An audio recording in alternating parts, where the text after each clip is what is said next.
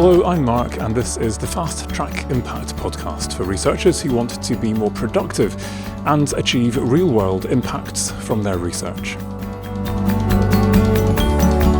This week we're going to think about how you can use a podcast to reach people that otherwise might not know about your research and achieve benefits for those people. Now, as a lot of my colleagues who have podcasts, and many of these are academic podcasts for my peers, what we're talking about here is the medium of podcasts for reaching publics, stakeholders, people beyond the academy who, as a result of engaging with your podcast, learn new things, perhaps are able to do new things, and that changes their lives for the better.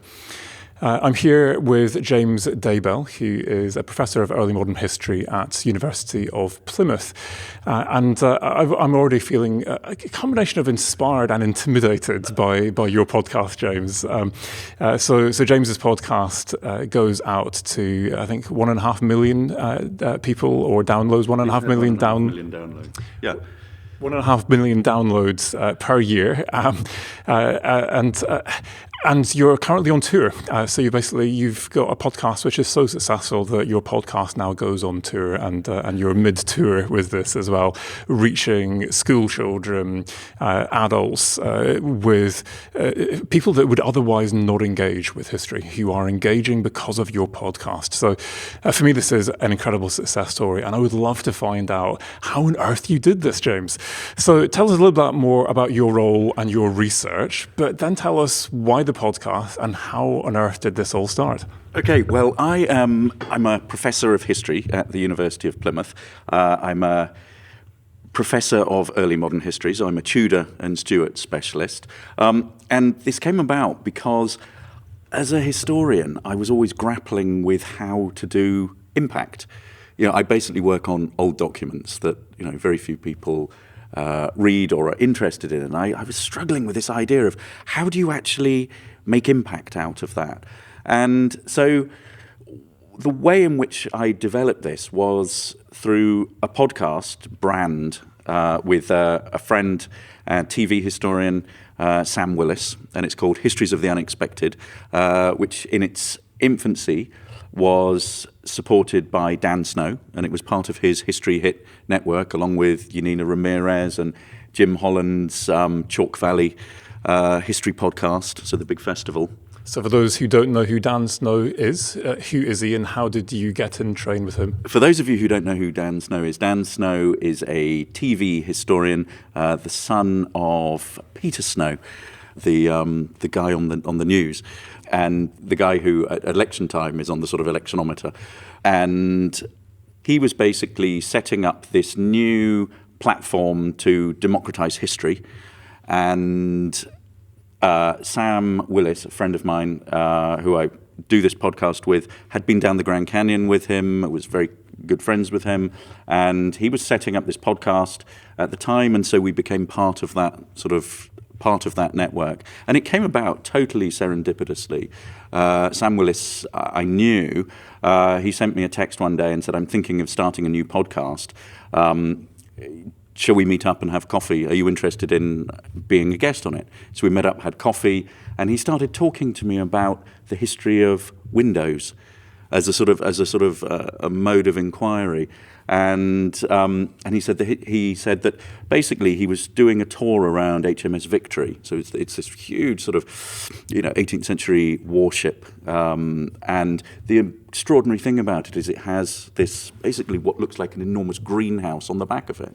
And he said that he was giving a tour around this, and somebody asked him, "What's that all about?" And he didn't know.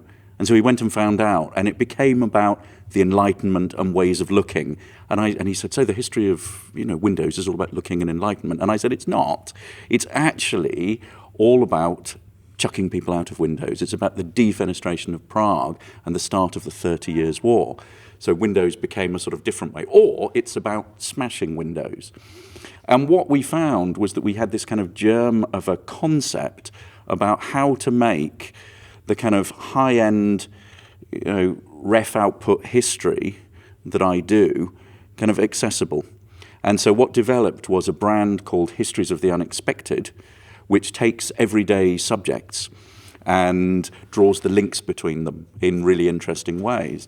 And so what we did was we talked to Dan Snow about hosting this, and he said yes. And this started what was about a 2 or 3 year series of weekly podcasts on all sorts of topics, ranging from windows and zombies and letters, and archives, which I work on, married with an interest in communicating history to as broad an audience as possible.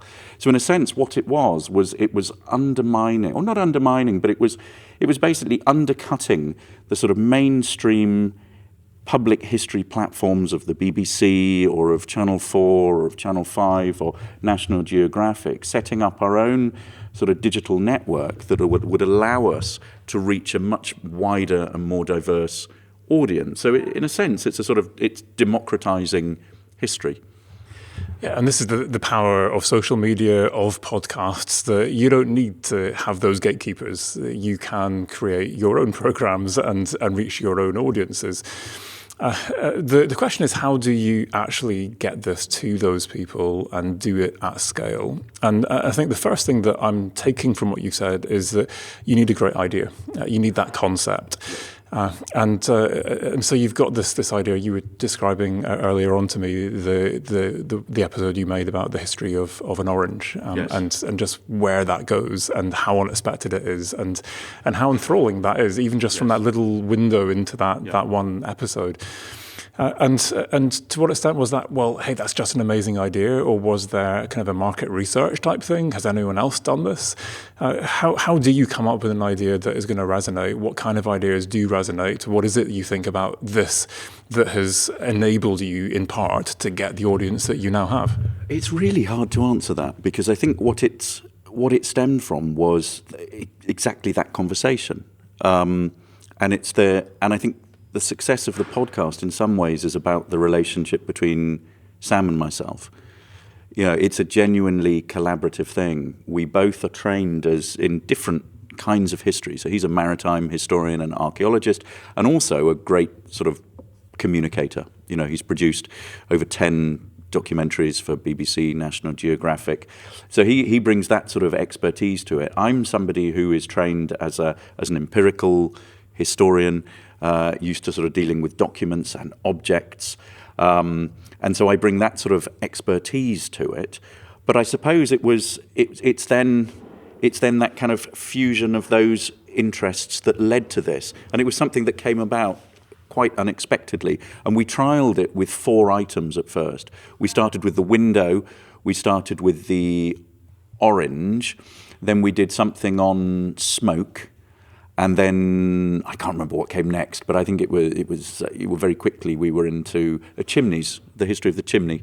So we trialled it on those and didn't release it, and then we then showed those podcasts to people and said, "What do you think of this?" And people liked them, and then from that the podcast was born. And I think one of the reasons why it's been so long running is that we've developed a concept that can essentially be applied to everything. We were talking earlier on about this podcast, and you were saying that you do it sort of episodically, and there's a season for it, and in a sense, when you have things to say, you will do the podcast. And in a sense, we could do it, the history of everything. And we regularly tweet out to our listeners, asking them for ideas, and we have a list of about 300 future podcasts that we're going to be doing. But from the what's interesting is also the podcast then led to a book contract, so a crossover popular book called Histories of the Unexpected: How Everything Has a History, and then we had a publisher on board that supported the idea and allowed us some freedom and some funding to do some research and development to develop a series that was then applying that basic concept that we've developed in Histories of the Unexpected to a series of 4 different areas. So the Vikings, the Romans, the Tudors, of which I'm a professor of Tudor history, and also World War II. So I was suddenly outside of my traditional research comfort zone, and writing these sort of very sort of broad, in these very sort of broad areas, but using the kind of methodology and concepts that I'd already had. And one of the things that I've been really keen to do throughout is it is threaded with my research, so with research outputs. So I make sure that I manage to get the research that I've done on letters and materiality and objects and with museums into it. I make sure that I tie research grants and funded projects into it. So at the moment I'm working with the V&A and the Vasa Museum in Stockholm, and I've done a series of podcasts around that. Most recently, we did a podcast around the Vasa ship, which suddenly sort of meant that the Vasa Museum, their podcast gets about 2,000 listeners. Suddenly in a week we'd got them 10,000 extra listeners, and people on Twitter were picking this up, and then it was directing people who hadn't seen the Vasa Museum before to go and actually visit it and experience it. So it's a very, so it's become embedded in part of what I do as a historian. The other thing that we've done is we've developed this into a 1-hour stage show, working with an award-winning playwright, Daniel Jameson, who's translated Michael Morpurgo and other people for the stage. And what he's done is he's taken the book and turned it into a show that involves props, and Sam and I on stage, we actually come on stage with a large trunk full of objects.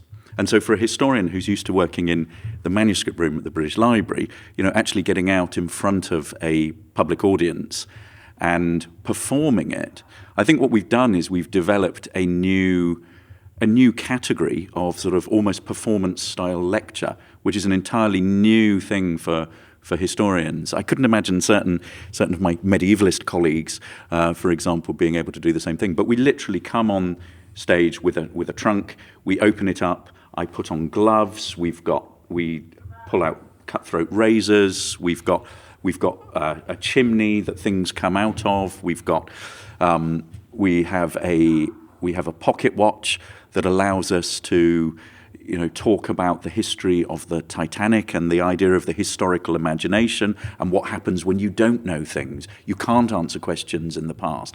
I've written a book called The Material Letter, where I talk about the politics of manuscript space, so exactly where you place the signature on the manuscript page. And I actually act this with a letter from John Donne. So John Donne was a Jacobean poet and theologian, and he marries a woman called Anne More without her father's permission. Her father is in charge of the Tower of London. Her uncle is Lord Keeper, and More locks him up, and John Donne writes these sort of grovelling letters.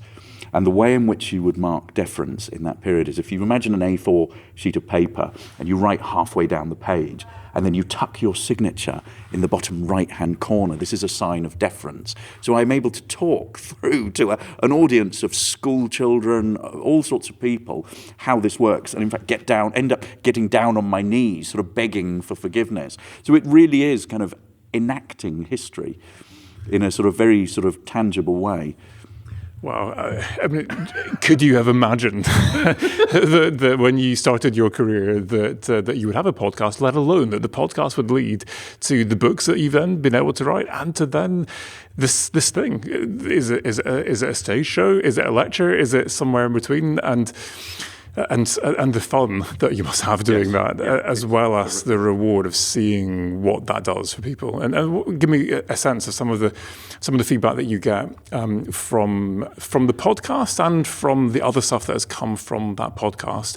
What do you think are some of the impacts that have arisen from this? I mean, there are sort of several groups that I think it's most tangible with. I mean, if you take one group.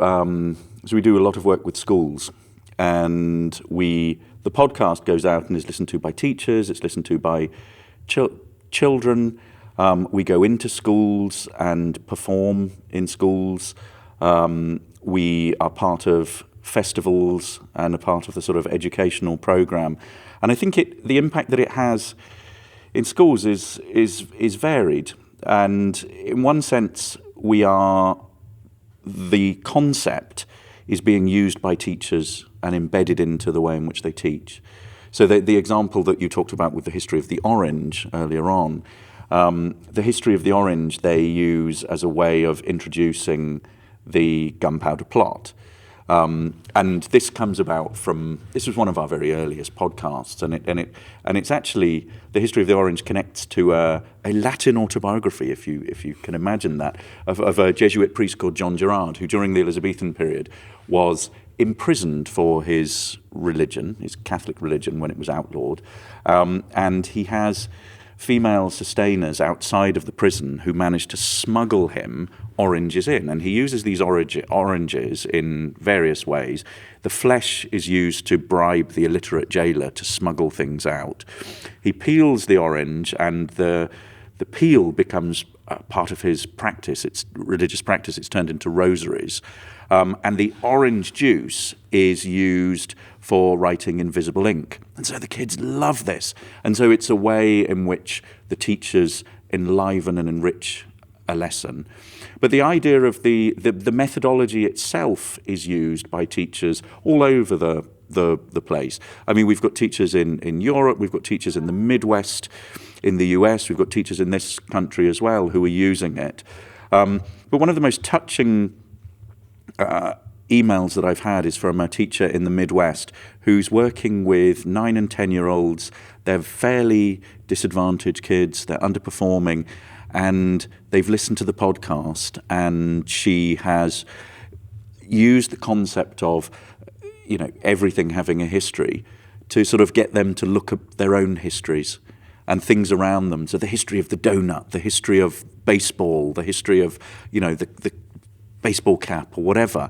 And I think what it's done is it's taken a group of kids who, would not be turned on by history at all, and it's just enlivened, and enriched their sort of, it's made the subject much more accessible for them. On another level, they're at a time when a lot of funding is being pumped into STEM subjects.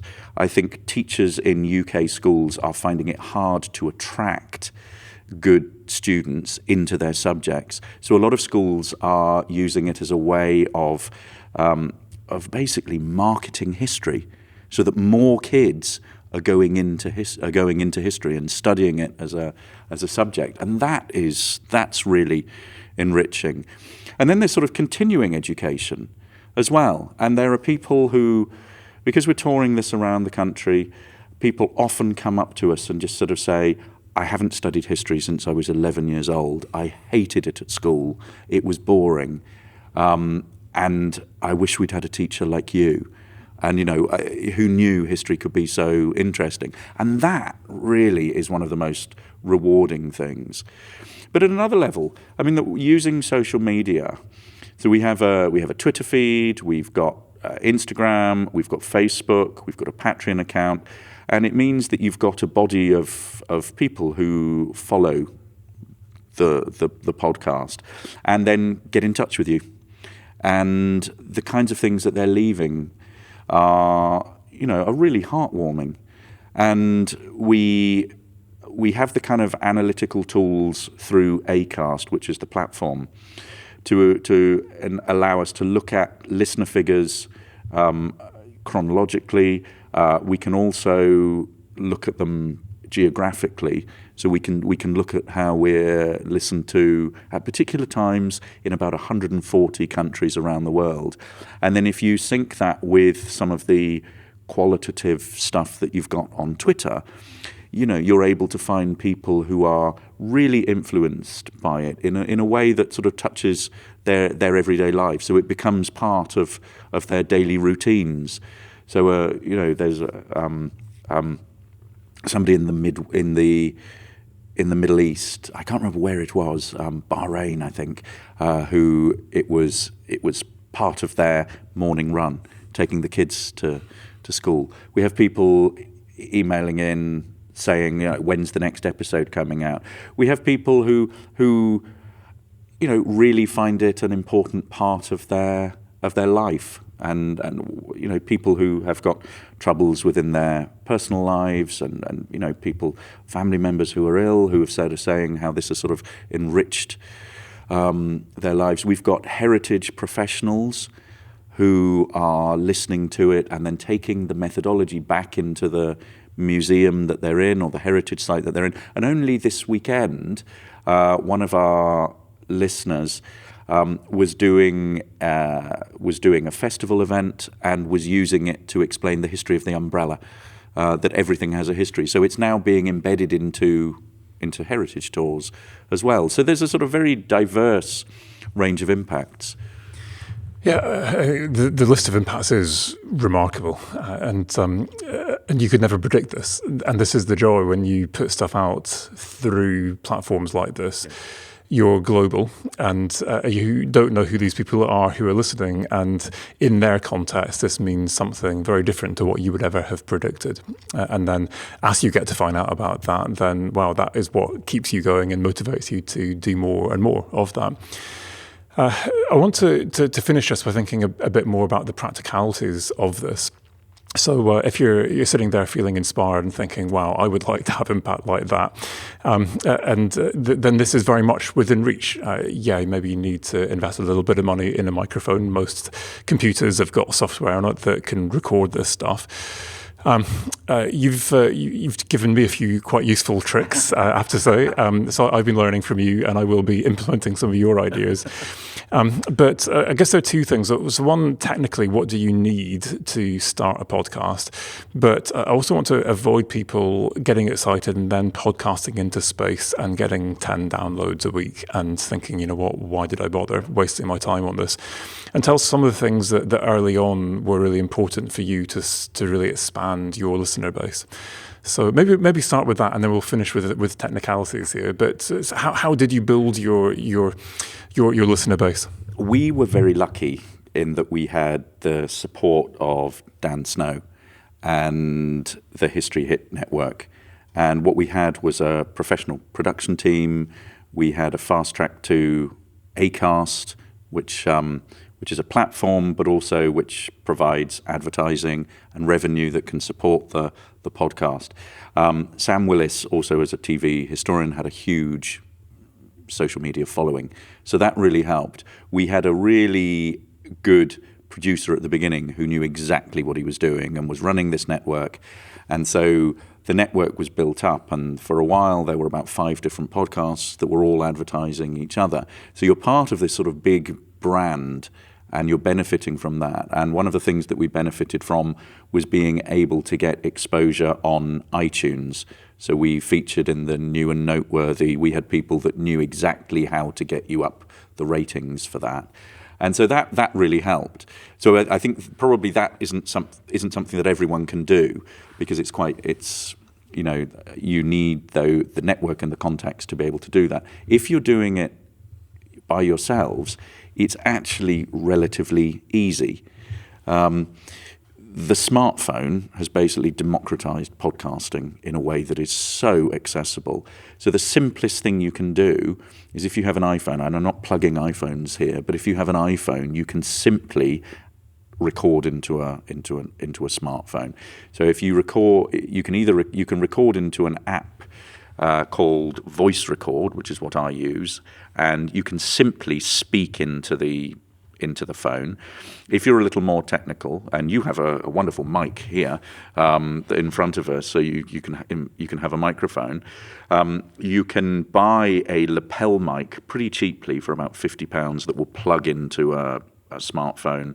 If you're actually doing a face-to-face podcast, if you have an adapter, you can plug two microphones into that, and then you get 2 tracks. If you have a producer, they can then roll that together. If you're doing it simply by yourself, and you don't have that sort of technical expertise, I suggest a single mic like we're using here, and then it's very easy to edit that.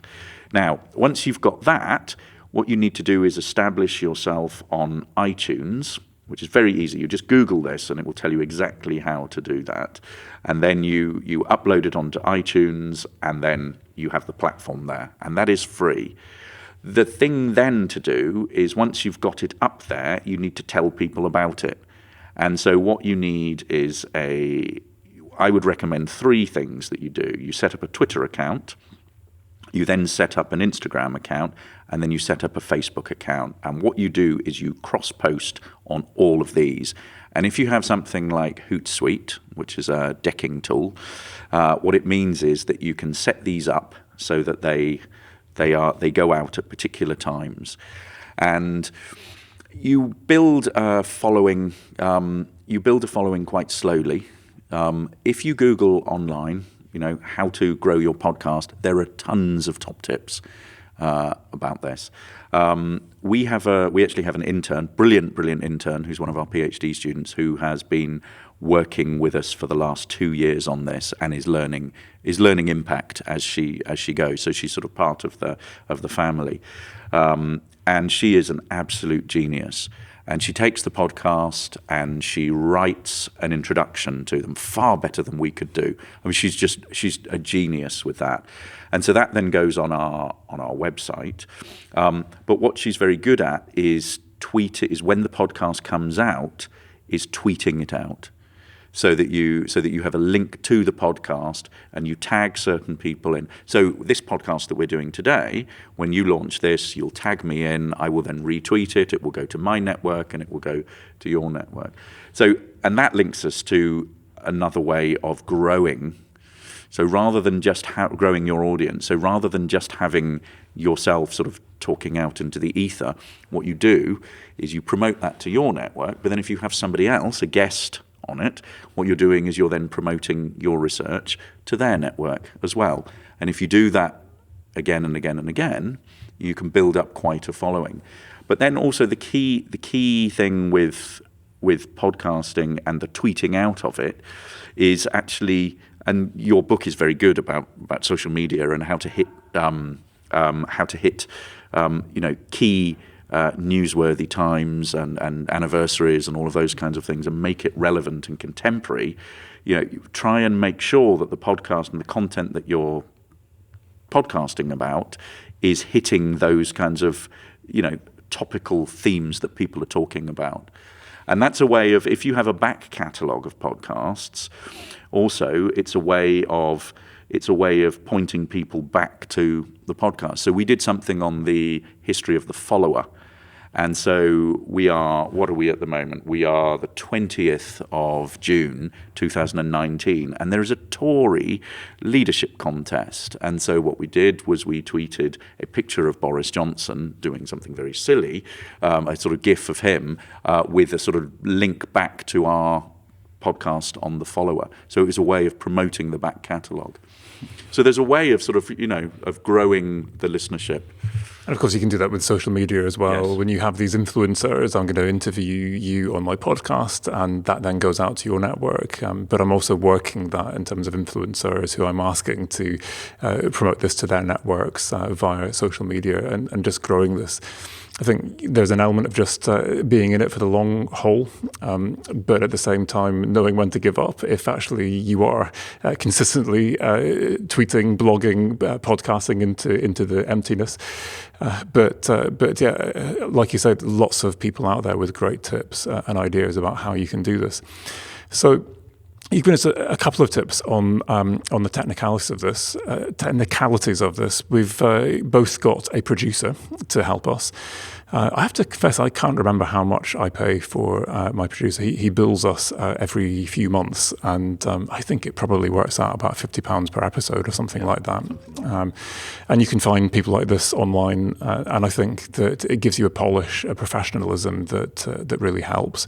I don't ask Dan to edit out all of my ers and ums. I think that's part of the medium. It's more informal, but just in terms of the sound quality and the levels and all this kind of stuff, it really does make a difference. So, can you do it without a producer? Should you do it without a producer? What are some of the other things that you will really need to make this work? I think you can do it. You just need to be. you just need to be sure that you're somewhere quiet, a small office that is book-lined, so you don't want any sort of outside noise. Talking into a microphone, if you're sort of talking away from it, it's no good, and the sound is very odd.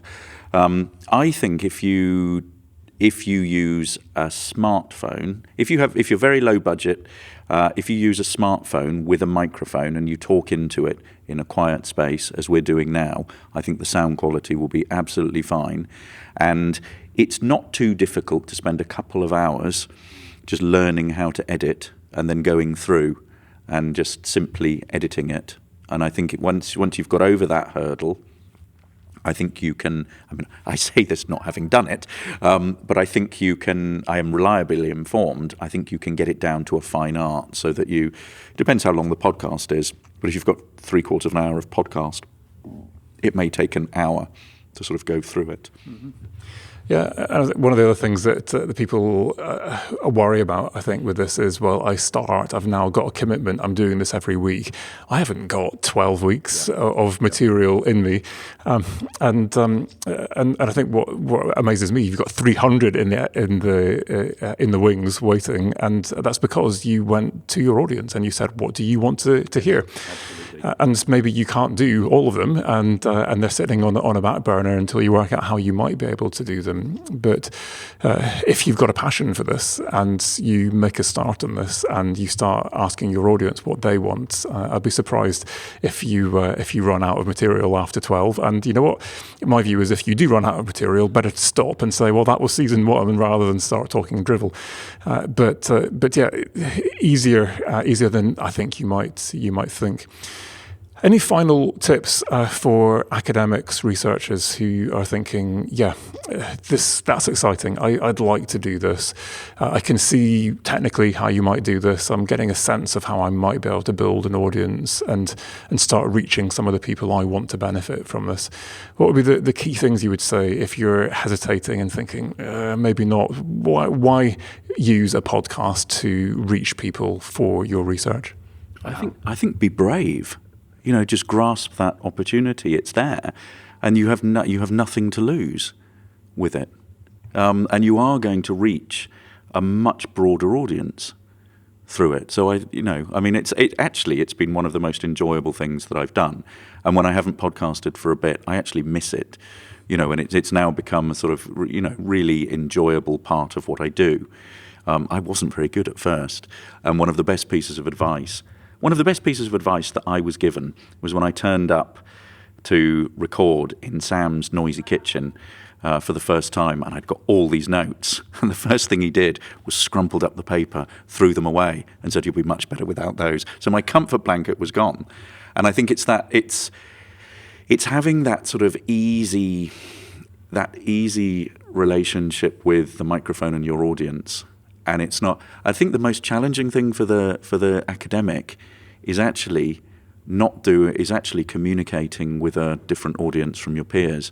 And as you said at the outset, there are so many academic podcasts that are effectively just recordings of lectures, and it's dissemination. And in fact, what you need to try is a kind of new method of communication. So you're communicating to a different audience in a different way. And I think that's something that is important. You can't stand up there as if you're in a lecture theatre and profess to people. Enjoyable though that is, but you've got to engage with people in a different way. So my advice would be brave, throw away the notes, and think about style and delivery. And also related to what you were saying earlier on about the sort of the point about building this into your life, don't set yourself the task of doing a daily or weekly podcast if that doesn't work. What I would recommend is recording a bank of podcasts at the beginning before you release it, and then maybe think about whether this is something that will come out monthly. Because if you're building your listenership and you tell them at the front, this is going to be a monthly podcast, you've got time. And you can build more content by, as we were saying earlier on, by getting guests on, getting colleagues on. So if you're a department, you may want to set up a departmental podcast. Universities have have their own podcast. So there are different ways. If you're listening to this and you want to, get involved in podcast, maybe guest on somebody else's podcast to start with. See how you like it. Yeah, ask them how it works for them, what they do. Take some tips from them. I think for me, the podcast as a medium is unusual compared to many of the other types of engagement that we might be able to choose from, because it's so relational. And when I meet people who listen to my podcast, it's different to the kind of starting off point that you might have, someone who you might have connected with through Twitter or through some other platform. There's a sense that you know me, I know you. And I think when you say about this being something that democratizes knowledge, I think it makes it more approachable. It makes us more approachable. And here we are, professors within our ivory tower, but you have the sense that, this is actually it's a dude just like me or you. And because you threw away the notes, you're stumbling over some of your words and you made the odd mistake and you're not quite sure. And I can relate to you. And actually, after this event that you've just been at, I'm going to come up and I'm going to actually talk to you. I'm not frightened of talking to you. And you dive straight in at a level of conversation which is way deeper than it would otherwise be. And for me, this is at the heart of what works within Impact. It works when you open channels of empathy, when this is fundamentally relational. And for me, this is one of the most relational modes of engagement that there is. Yeah, I mean, one of the big barriers for universities doing Impact is the impenetrability of academic language, and the professor is a sort of a revered figure, and it's breaking that down, and it's actually academics being comfortable in their own skin and being confident enough not to sort of hide behind the vocabulary and the conceptual language, and to actually talk to people in a very sort of down-to-earth way. And I think that's what people really like, and that is how you engage with an audience. And what a great preparation ground then for being able to take this into schools and onto the stage. And I'm guessing that you would have found that very, very difficult had you not had the preparation that the podcast gave you in terms of how to communicate this in those kinds of terms. Absolutely. I mean, I think having now recorded 120 podcasts, you just become used to it, and you're able to talk off the cuff in a way that you normally wouldn't. It gives you a kind of sort of confidence in being able to do that. Absolutely. Great. I will still aspire to the 1.5 million downloads per year one day, perhaps decades from now.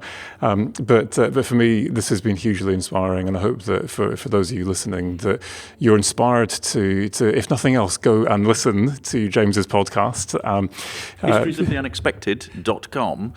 That is exactly. At Unexpected Pod.